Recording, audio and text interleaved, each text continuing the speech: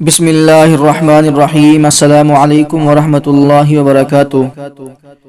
اپنے متنازع بیانات کی وجہ سے ہمیشہ سرخیوں میں رہنے والے جناب سلمان ندوی صاحب کی ایک اور کلپ ان دنوں سوشل میڈیا پر وائرل ہو رہی ہے، جس میں مولانا ندوی حضرت امیر معاویہ اور حضرت علی رضی اللہ عنہما کے درمیان اختلافات کا تذکرہ کر رہے ہیں اور مولانا رابع ندوی کو مباہلے کی دعوت دے رہے ہیں۔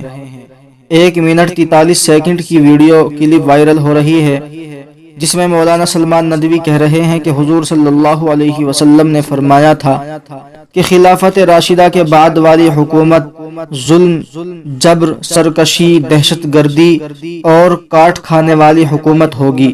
یزید کی حکومت جبر و ظلم کی تھی، معاویہ کی حکومت بنص حدیث نبوی صلی اللہ علیہ وسلم ظلم و جبر پر مبنی حکومت تھی، العیاذ باللہ، نعوذ باللہ۔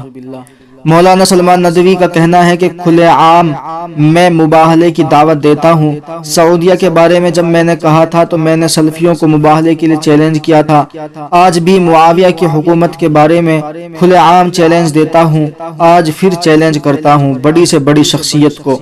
چھوٹے لوگوں کو منہ لگانا ہی بیکار ہے۔ جس طرح نجران کے بادشاہ کو چیلنج کیا گیا تھا، آج بھی جو ذمہ دار ہیں ان کو چیلنج کرتا ہوں۔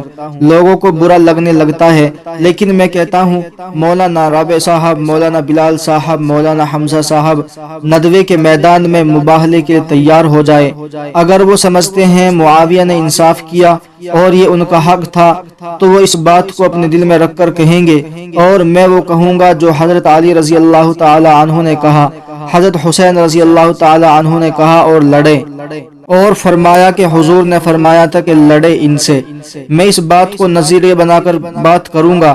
میں چیلنج کرتا ہوں، لیکن میرا چیلنج قبول کرنے کے لیے سب سے بڑا ذمہ دار ہونا چاہیے۔ مولانا سلمان ندوی کی ایک کلپ سوشل میڈیا پر وائرل ہو رہی ہے، جس میں انہوں نے دارالعلوم ندوۃ العلماء کے ناظم اور آل انڈیا مسلم پرسنل لا بورڈ کے صدر مولانا رابع حسنی ندوی دامت برکاتہم العالیہ سمیت ندوے کے موقر علماء کو امیر معاویہ رضی اللہ تعالی عنہ کے معاملے پر مباہلہ کی دعوت دی ہے۔